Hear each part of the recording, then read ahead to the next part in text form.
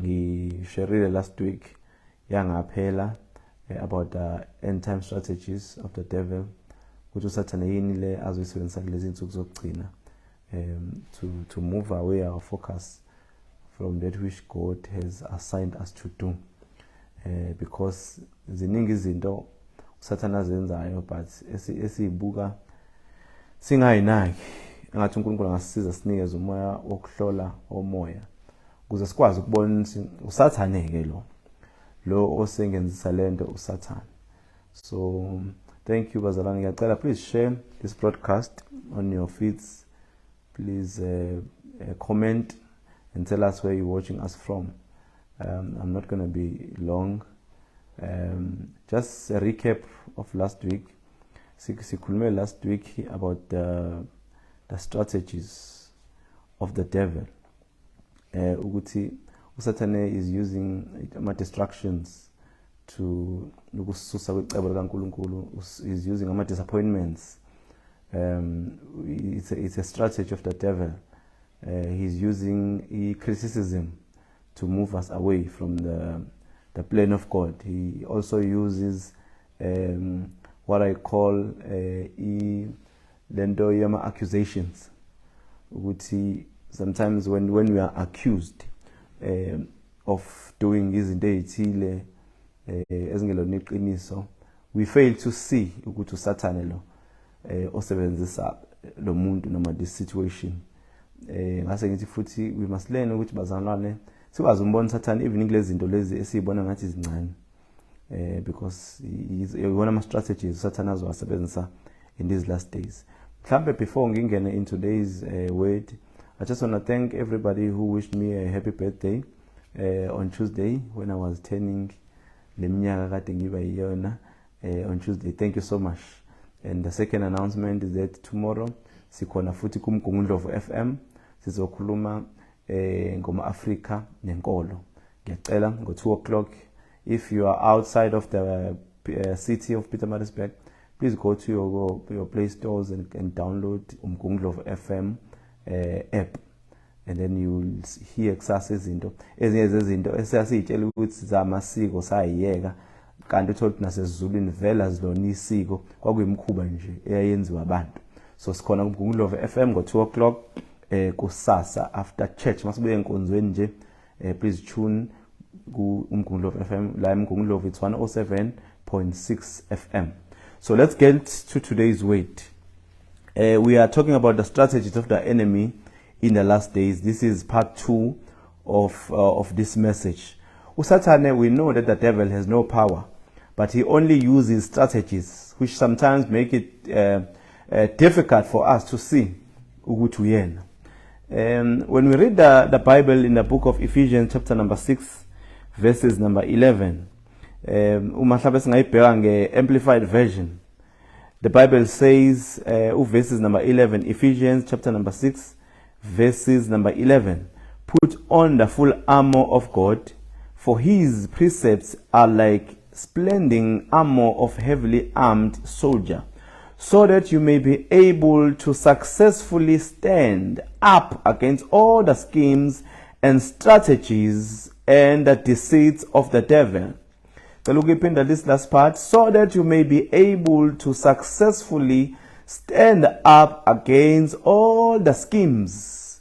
So we are putting this full armor of God so that we are able to stand against the schemes and strategies and the deceits of the devil.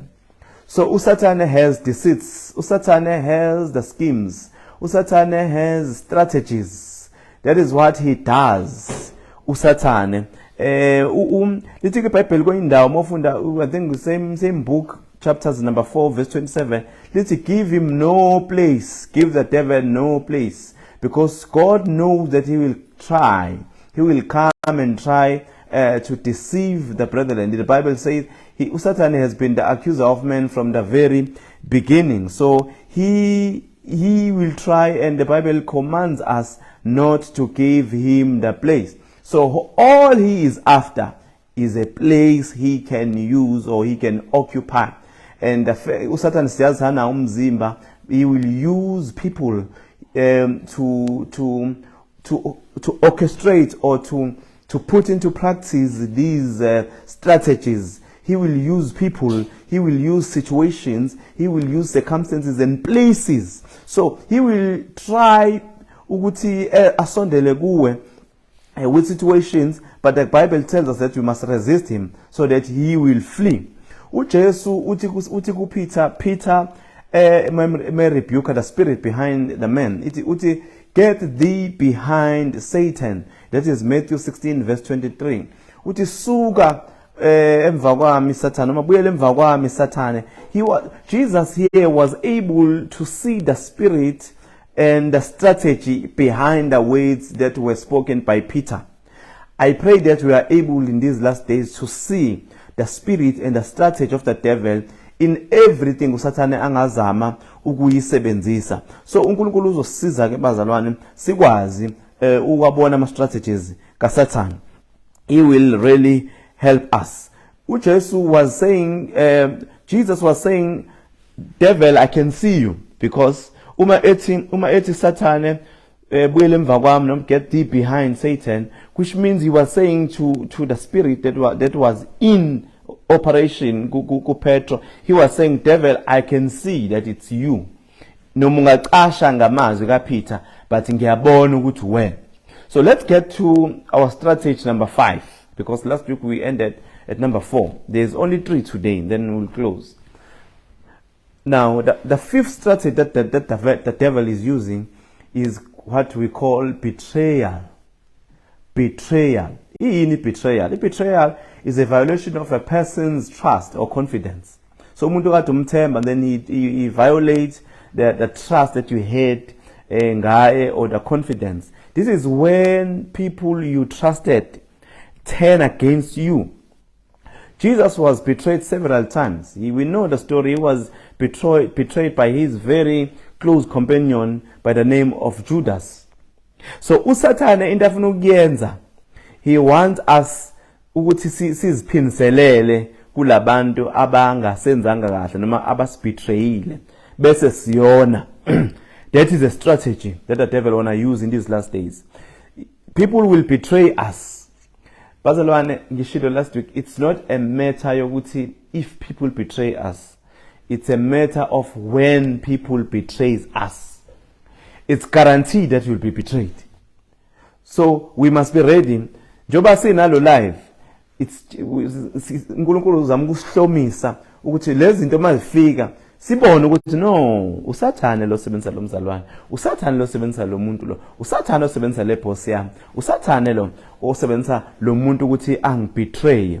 Now uSathane kufuna siphinselele uma abantu besibetray, uma abantu besishiya, uma abantu besijikela bese siyona automatically mesona sesiyaphuma kwiplan kaNkulunkulu. So he wants us to get angry uSathane, because ayikho into emnandi ekubethrayweni bazalwane. Disloyalty is ibhlungu kakhulu, because usukubetray umuntu omaziyo, umuntu oclose now. So uSathane kulezi insuku zogcina he wants us to respond to betrayal through anger. But the way to go is forgiveness. Is forgiveness. Ukuthi sixolele abantu, sixolele izimo, siyixolele nathi. Yazi ukuthi uJoseph awenza into esimanga. Uma bafowabo bemdayisa ngesikhathi se reveal identity yakhe, usho lamazwi uthi you meant evil against me, but God meant it for good. I know that you meant evil because the devil used you as a strategy to display strategy sakhe esebenzisa nina. But whatever that you were doing, you were being used by the devil, but the Lord meant it for good.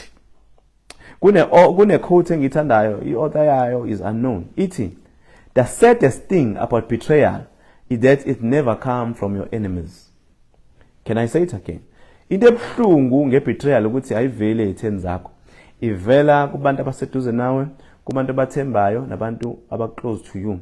That is a strategy of the devil. uSathane ufuna ukuthi abantu mebesibetray bese siyaqhukula sidinwe, then we respond ngendlela engekho right, then sizonde siqale sibe inhliziyo embi, Mofunda iBhayibheli ku Psalms 55 verses number 12 to 14. Let's silibheke quickly. Psalms chapter number 55 ku verses number 12. Cela mama Funeka angibhalela. She is my scribe bazalwane. She's helping me. Psalms chapter 55 so that abazalwane bezobona. Psalms 55 verses number 12. Asifunde ngayo amplified. Sizogcina ku 14. For it is not an enemy who taunts me, then I could bear it, nor is it one who has hated me, who insolently exalt himself against me, then I could hide from him. But it is you, a man my equal and my counsel, my companion and my familiar friend. I want us to see something here, bazalwane, ukuthi lo muntu ambetrayayo la akhuluma ngaye uthi it is not one who has hated me, who has exalted himself against me, ukuze ngimcashela kuyena umuntu okude lo ongibetrayayo nongizondayo. Izwa ku verse number 13. But it is you, a man my equal and my counsel, my companion is the one who betrays me. Betray abantu abakude now. My companion and my familiar friend, we who had sweet fellowship together, lo esbe ne sweet fellowship together, who walked to the house of God in company. Lo engena enkonzweni. Lithi iBhayibheli uye lo kuyena ozongibetray. So uSathane will use, bazalwane, asibe very alert and vigilant. Singa buka abantu kakhulu, sibuke the spirit of betrayal that is behind a person ongenza kabi noma ongidayisayo, if I can use that way. Ake sibuke lento yokuthi no, akusiyi umuntu ngoba lento izosiza ekutheni sidlule kubantu, sidile nomoya obambe umuntu noma osebenzisa umuntu. Le spirit sikhona se betrayal, and uSathane uzosebenzisa ukuthi asishaye singabe sahamba kwi lane uNkulunkulu asifuna ukuthi sihambe kuyona. Ngoba no Judas, yes, thank you, wayeseduze kakhulu no Jesu, and it hits you very bad to be betrayed, bazalwane. It hits you very bad.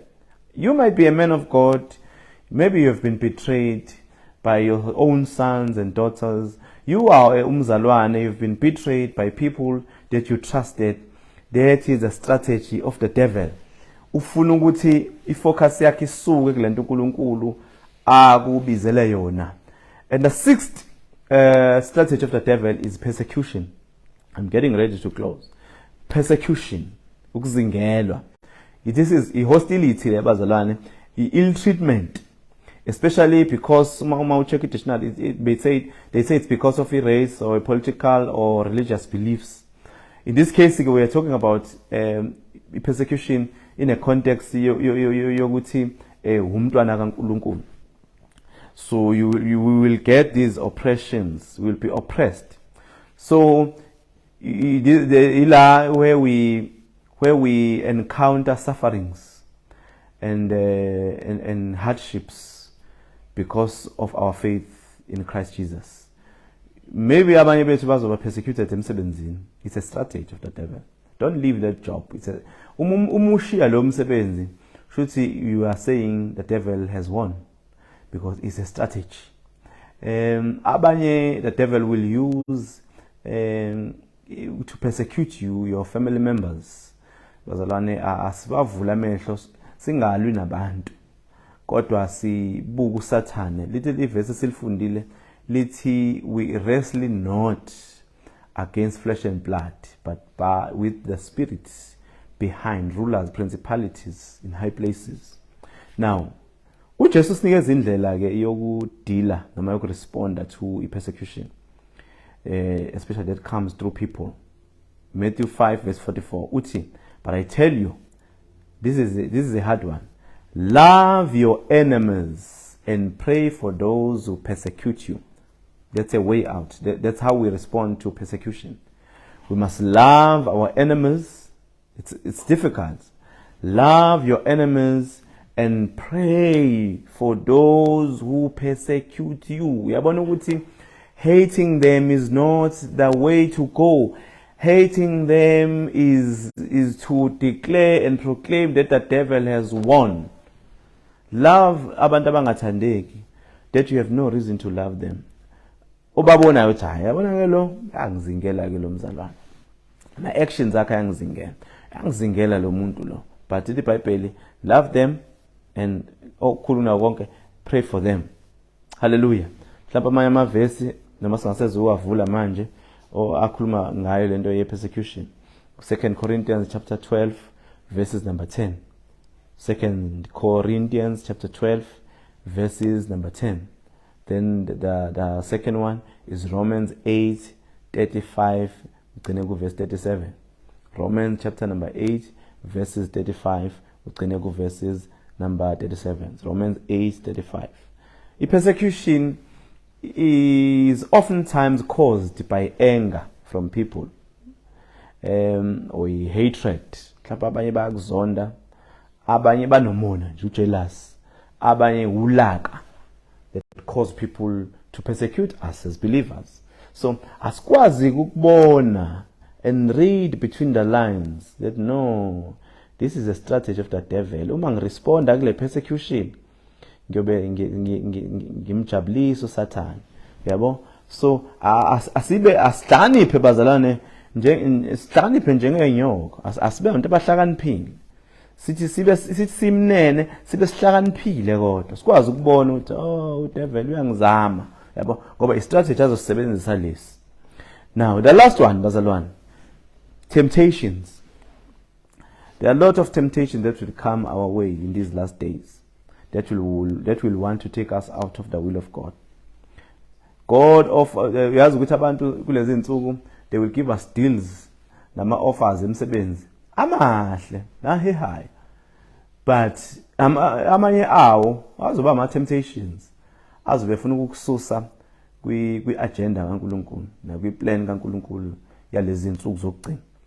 So we must be very cautious about izinto ezizwa zirephwe kahle. Sibuke bazalwane, asikhulekeleni yonke into eza ngakithi. Can I say that again? Even imsebenzi si-applyela sikhulekele. Even ama business that we esingena kuwe siyakhulekele. So that sizokwazi ngoba nxa uthi sinomoya ongcwele uzositshela. We will be able to see ukuthi no, muhle lo msebenzi, right, but behind lo msebenzi there is the devil. It's a strategy, it's a setup. The devil is setting me up ukuthi ngithathe lo msebenzi bese ngiyahamba in my city ngiyohlala endaweni ekude where I won't be able to attend church, where I won't be able to be shepherded, where I won't be able to receive that which God has planned for me. So asibe careful. Impilo is spiritual. Asithathe yonke into spiritual. Ungasho ukuthi umoya ungena. No, everything is spiritual. Yonke into is spiritual. Sazongena 2023. Spiritualize everything. Ngisho abangani nosondele tuze kwabo. Spiritualize it bazalwane. We are raising men and women who will occupy the marketplace. So who will need to be vigilant ukuze sibone oJosepha abazobusa barule kwi marketplace. We must raise indawo where people will be equipped and trained for the marketplace. So fanele sikwazi ukubona ukuthi no usathaneke la usekusathaneke lo sikwazi ukuhlukanisa bazalwane. Leyo nto is very important. A gift of discernment of spirits is very important because awuzohamba ushayise ematsheni nje uzobona ukuthi no, this is God and this is the devil. Ukwazi ukumrebuke uSathane njengoba uJesu enza kumoya ongemuva kwaPeter. So ama temptations amanye azofika azothi temptation not to pray, temptations not to study the word. You will be tempted. So let us see the devil there. No, this is the devil. He will tempt us in whatever that we are trying to do. He will tempt us to be proud because pride is God hates pride. but he gives grace to the humble. So one of the things that the devil will do in these last days, he will tempt us ukuthi siyibona ngazuthi thini impela ongqongqoshe. And bazalwane, we must be able to see leyo temptation ukuthi no, ngathi ke manje sekungena into yempakamo. So uNkulunkulu uzosiza bazalwane, uzosiza. Hence we have this broadcast, because God wants to help us, including myself, that we are able to see and discern and perceive the strategies of the devil. I want us to pray. I want us to pray. Wherever you are, just pray in the spirit. Shemande kadosa tabaka sheta labahande. Rela hande leboko shanda labahande leboko saya. Please pray. Shena hazela bayela baka sheta labahande leboko shata. Lord, we thank you. Oh, there's no one like you. There's no one like you. We give you glory. We give you praise, Lord Jesus, that you equip us before time. Thank you, Father, that we are able to discern and see lokhu Sathane akuzama ukukwenza kulezi insuku ngegama lika Jesu Kristu waseNazaretha. Melana mashena la baba bakoshatha la baba baya.